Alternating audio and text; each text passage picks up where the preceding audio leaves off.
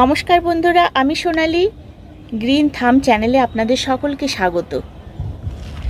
গরমকালে যারা ছাদ বাগানে বা মাঠে সবজি চাষ করেন, সেই গরম আর সারা বর্ষাকাল জুড়ে ভেন্ডি বা ঢেঁড়স গাছের চাষ কিন্তু অনেকেই করে থাকছেন।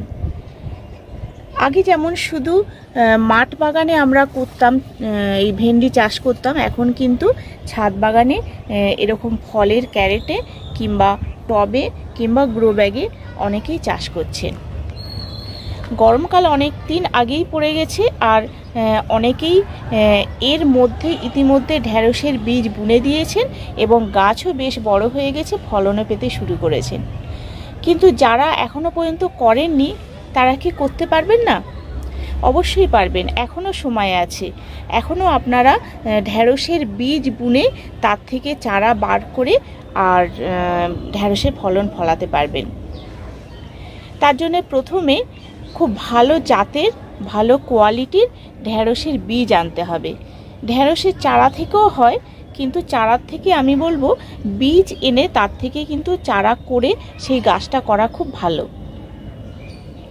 ভালো কোয়ালিটির চারা বীজ এনে সেই বীজটাকে প্রথমে ভালো করে শোধন করে নিতে হবে। তার জন্য লাগবে হাইড্রোজেন পারক্সাইড। হাইড্রোজেন পারক্সাইড মোটামুটি 1 ছিপি মতো যদি 1 লিটার জলে দিয়ে তার ভেতর ঢেঁড়সের বীজটা একটু কঠিন মানে শক্ত মতো হয়, সেই জন্য অন্তত 7-8 ঘন্টা বা 12 ঘন্টা ভিজিয়ে রাখতে হবে। সেটা ভিজিয়ে রাখার পরে তারপর সেটাকে তুলে আপনাদের যে মিডিয়াটা তৈরি করবেন সেটা আমি বলছি, সেই মিডিয়াতে প্রথমে রোপণ করতে হবে। দুভাবে করা যায়। 1 নম্বর হচ্ছে ডাইরেক্ট এরকম ক্যারেট বা টবের মধ্যে মাটি দিয়ে করতে পারেন, আর একটা হচ্ছে প্রথমে বীজ থেকে চারাটা তৈরি করে নিতে পারেন। তার জন্য একটা ছোট কোনো কফি কাপ, চায়ের কাপ বা ছোট টব এরকম কিছু জায়গাতে শুধু ভার্মি কম্পোস্ট আর কোকোপিট দিয়ে আপনারা বীজটাকে দিয়ে তার উপর একটা কোকোপিট বা মাটিতেও করতে পারেন, মানে মাটির সাথে কোকোপিট মিশিয়ে সবথেকে ভালো হয় কোকোপিটের চারাটা করা। ওইভাবে তৈরি করতে পারেন। ওই যে চারাটা বীজটা আপনারা বুনলেন, সেই বীজটাকে এইভাবে কোকোপিটের মধ্যে রেখে সেটাকে জল স্প্রে করে দিতে হবে। তারপর কয়েকদিনের মধ্যে যখন চারা বেরিয়ে যাবে, একটু মোটামুটি 2-3 ইঞ্চি মতো মানে চারাটা তৈরি হয়ে যাবে, তারপর আপনারা আপনাদের বড় কোনো গ্রো ব্যাগ বা টবে বা এরকম ক্যারেটে দিয়ে দিতে পারেন। আমি আমার গাছগুলো করেছি একদম ডাইরেক্ট এরকম ক্যারেটের মধ্যে করে নিয়েছি। এর জন্য মিডিয়া তৈরি করেছিলাম 50% মাটি, 25% কম্পোস্ট, ভার্মি কম্পোস্ট, আর দিয়েছিলাম 20% কোকোপিট আর 5% নিমখোল।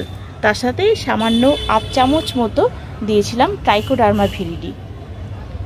মাটিকে ভালোভাবে যদি শোধন করে নেওয়া হয়, তাহলে মাটি থেকে ছত্রাক বা কোনো রকমের কীট আর কি আক্রান্ত হওয়ার সম্ভাবনাটা কম থাকে। সেই জন্য প্রথমে মাটি তৈরি করার সময় মাটিটাকে ভালো করে জীবাণুমুক্ত করে নিতে হবে। আর বীজটা তো বললামই শোধন করে নেওয়ার কথা। এই দুটো জিনিস যদি ঠিক থাকে, তাহলে কিন্তু ঢেঁড়স গাছে আর কোনো সমস্যা হওয়ার সম্ভাবনা থাকে না। তো এই তো হলো মিডিয়া তৈরি থেকে, বীজ থেকে চারা তৈরি হলো। চারা মোটামুটি মাসখানেকের হয়ে গেলে তারপর সেই গাছে আবার আপনারা মিক্স সার দিতে পারেন। আমি বর্ষা আসছে বলে কয়েকদিন আগে মিক্স সারটা দিয়ে দিয়েছিলাম। মিক্স সার দেবেন। মিক্স সারের মধ্যে যেগুলো থাকে হাড় গুঁড়ো, শিংকুচি, তারপরে সর্ষে খোল, বাদাম খোল আর জিয়ার দানা, এইগুলো দিয়ে মোটামুটি মিক্স সারটা তৈরি করে রাখতে হবে। আর প্রত্যেকটা সবজি গাছে এই একই সার আমি দিই, কোনো রাসায়নিক সার প্রয়োগ করি না কোনো সবজি গাছ বা ফল গাছের জন্যে। শুধু একমাত্র অর্গানিকভাবেই করা হচ্ছে। যেহেতু আমাদের উদ্দেশ্য বাজার থেকে মানে রাসায়নিক বিষযুক্ত খাবার আমরা খাবো না, তাই কিছুটা পরিমাণে হলেও আপনারা ঘরে এইভাবে সবজি ফলিয়ে আপনারা খেতে পারেন করে। ঢেঁড়স গাছ কিন্তু অতি সহজেই হয়, এর জন্যে কিন্তু খুব একটা পরিচর্যার দরকার হয় না। মোটামুটি আমার গাছটা 2 মাসের হবে, ফলনও হয়ে গেছে, 2-4টে করে ফলন পাই। আর দেখছেন একদম ডগে খুব সুন্দর করে অনেকগুলো ঢেঁড়সের কুড়ি এসছে, ফুলও আসে প্রত্যেক দিনই। তবে এখানে 2 ধরনের গাছ দেখতে পাচ্ছেন, এইটা বেশ মোটা হয়েছে, গাছটা বড়। আমি অনেকগুলো বীজ একসাথে দিয়েছিলাম, মানে প্রথমে কয়েকটা 2-3টে মতো দিয়েছিলাম, তারপর দেখলাম যে খালি আছে, আবার 2-3টে মতো দিয়েছি। মোটামুটি 5-6টা মতো গাছ আমার এই ক্যারেটে আছে। আপনারা চাইলে আর একটু কমও দিতে পারেন, 3 থেকে 4টে গাছ একটা ক্যারেটে দিলে খুব ভালো হয়। এখানে আছে আরও কিছু গাছ, আর একটা ক্যারেটের মধ্যে, গ্রো ব্যাগেও আছে এখানটায়।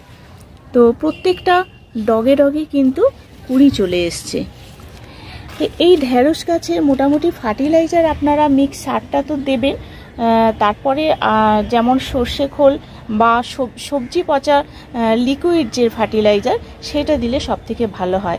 কারণ খুব গরমে আর খুব বর্ষাতে কিন্তু এই সর্ষে খোলটা দেয়া যায় না, দিলে একটু ফাঙ্গাসের আক্রমণটা হয়, সেই জন্যে আমি প্রেফার করি না এটা।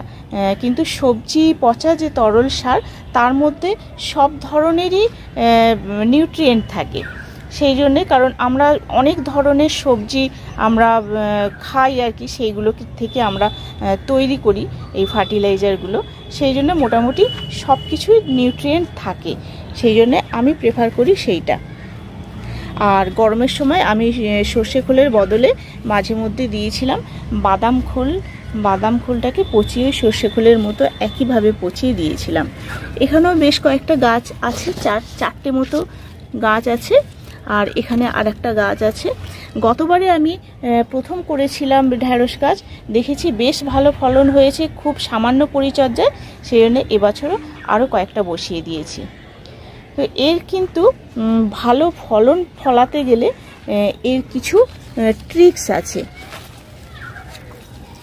এখন আমার গাছগুলো বড় হয়ে গেছে, তবু আমি দেখাচ্ছি যে এই গাছটাই এমন,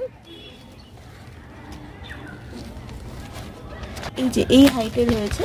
এই গাছটা পরে দিয়েছিলাম, বীজ বুনেছিলাম, সেই জন্য একটু অনেকগুলো গাছের সঙ্গে বলে একটু মানে সরু আছে আর একটু লেটে হচ্ছে। তো এই গাছটাই আমি দেখাতে পাচ্ছি, প্রত্যেকটা গাছের ডগে কুড়ি চলে এসছে। তো এই গাছটায় নেই, তাই দেখাচ্ছি। এই যে ডগে যে পাতাগুলো দেখতে পাচ্ছেন একদম ছোট, এইটাকে একটুখানি পিঞ্চ করে দিতে হবে। ডগটাকে এভাবে পিঞ্চ করে দিলাম, এর ফলে এর থেকে কিন্তু অনেক শাখা পোশাখা বেরোবে, আর যত শাখা হবে তার থেকে ফলনটাও বেশি পাওয়া যাবে। এটা যেমন আপনারা জানেন যারা করছেন, এই যে মোটামুটি সব প্রুনিং মোটামুটি সব গাছেই করতে হয়, এটা একটা গেল। দ্বিতীয় হচ্ছে, এটাও পরে দিয়েছিলাম, গ্রো ব্যাগে আছে, এরও একটা সফট প্রুনিং আমি করে দিচ্ছি। শুধু ডগ থেকে আমি এটুকু কেটে বাদ দিয়ে দিলাম। এরপর যেটা করতে হবে বেশি ফলন পাওয়ার জন্যে, দেখুন পাতা গাছে থাকা যত বেশি পাতা থাকবে তত ভালো হয়, কিন্তু তবুও বলবো ঢেঁড়সের পাতাগুলো খুব বড় বড় হয়, আর গাছ কিন্তু বেশি ফলন দেয় যদি এই গোড়ার দিকের পাতাগুলো কিছুটা আমরা ছেটে দিতে পারি। এখানে গোড়ার দিকের একদম বড় পাতা যেগুলো, সেই পাতা আমি একটু ছেটে দেব, গোড়া থেকে একটু কেটে দেবো। এরকম করে নিচের দিকের কয়েকটা পাতা কেটে দিতে হবে, কেটে দিলে এখান থেকে ডালপালা গজাবে আর গাছ ভালো হবে। আর মাটির যত কাছাকাছি পাতা থাকে সেই পাতাগুলো থেকে ছত্রাক আক্রমণের সম্ভাবনাও থাকে, সেই জন্যে এই পাতাগুলোকে একটু যদি প্রত্যেকটা গাছে থেকে একটা দুটো পাতা বাদ দিয়ে দেওয়া হয়, তাহলে গাছটা ভালো হবে এবং ফলনটাও বেশি হবে। যাদের গাছ এত বড় হয়ে গেছে আপনারা এখনই করে ফেলুন, আর যারা এখন লাগাবেন তারা পরবর্তীকালে এইভাবে গোড়ার দিকের বড় পাতাগুলো আপনারা কেটে বাদ দিয়ে দেবেন, তাহলে ফলনটা বেশি পাওয়া যাবে।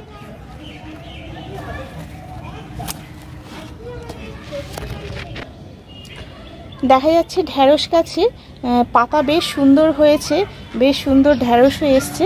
তারপর দেখা যাচ্ছে কিছু কিছু পাতা বিবর্ণ হয়ে যাচ্ছে এবং যে ফলনগুলো হচ্ছে আপনাদের গাছে ঢ্যাঁড়স হচ্ছে সেগুলো একটু বেঁকে যাচ্ছে। তো সেই ধরনের ক্ষেত্রে আমাদের বুঝতে হবে যে তাতে কোনো ছত্রাকের আক্রমণ হচ্ছে। ঢ্যাঁড়স গাছে জাপ পোকার আক্রমণ হয়, মিলডিউয়ের আক্রমণ হয়, সাদা মিলডিউ, এছাড়া আরও নানা ধরনের পোকা যেমন আর সাদা মাছির আক্রমণও কিন্তু এই গাছে হয়। সবথেকে ভালো হয় বাজারে যে ফেরোমন ট্র্যাপ পাওয়া যায় সেই ট্র্যাপটা এনে যদি আপনারা কোথাও একটা ওপরে টাঙিয়ে দেন তাহলে সাদা মাছি থাকলে সেই মাছি বা যে কোনো পোকা সেই ট্র্যাপের ভেতর পড়ে তারা মরে যায়। তার ফলে কিন্তু এই সংখ্যাটা অনেক কমে যায় এবং আপনার গাছ বেঁচে যাবে। সবথেকে ভালো হয় যদি এই যে গাছটা বড় হচ্ছে প্রত্যেক সপ্তাহে যদি একবার করে নিম তেল দেওয়া হয়। নিম তেলটা একদম অর্গানিক এবং এই নিম তেল দিলে তাহলে পোকামাকড়টা ঘন ঘন মানে সপ্তাহে সপ্তাহে দিতে থাকলে পোকামাকড় আক্রান্ত হওয়ার সম্ভাবনাটা কিন্তু কম থাকে।